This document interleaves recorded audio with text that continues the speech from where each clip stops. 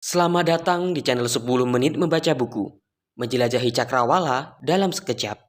Klik lonceng untuk mendapatkan notifikasi terbaru dari kami dan jangan lupa subscribe, like, share, and comment.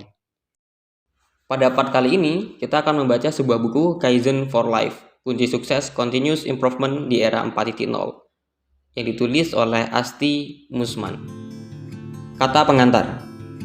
Orang Jepang benar-benar santai dan tidak pernah menepati janji. Begitu komentar warga Belanda, William Hussein van Kattenjitz.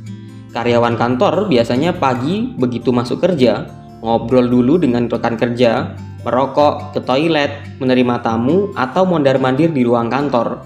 Pokoknya sama sekali tidak efisien. Lahirnya konsep terlambat. Itulah pandangan orang asing atau orang Belanda terhadap Jepang 150 tahun yang lalu.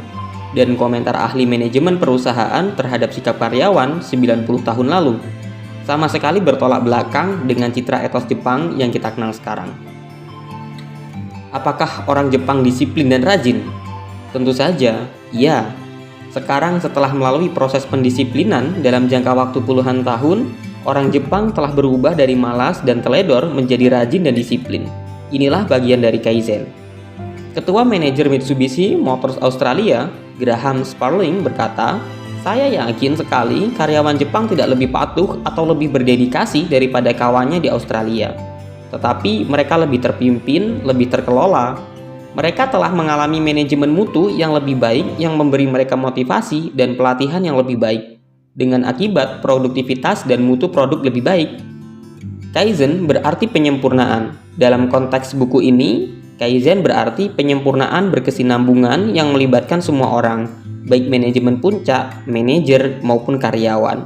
Istilah Inggris untuk penyempurnaan seperti yang dipakai dalam konteks barat lebih cenderung berarti penyempurnaan dalam peralatan, sehingga tidak termasuk dari segi manusianya. Sebaliknya, Kaizen adalah istilah umum dan dapat dipakai dalam setiap aspek kegiatan seseorang. Manajemen barat memuja inovasi yang dipandang sebagai perubahan besar dalam mengikuti perkembangan pesat teknologi, pemakaian konsep manajemen terbaru, atau teknik produksi. Inovasi bersifat dramatis, sangat mencolok. Di pihak lain, Kaizen tidak dramatis, tidak kentara, dan hasilnya jarang segera terlihat. Kaizen adalah proses yang berkesinambungan, sedangkan inovasi adalah hal yang langsung terjadi.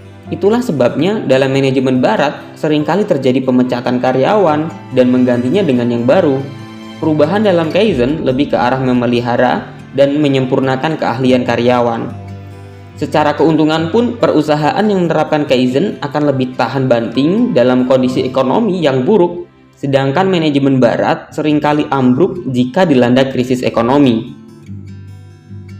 Filosofi Kaizen menganggap bahwa cara hidup kita, baik cara kerja, kehidupan sosial, maupun kehidupan rumah tangga perlu disempurnakan setiap saat.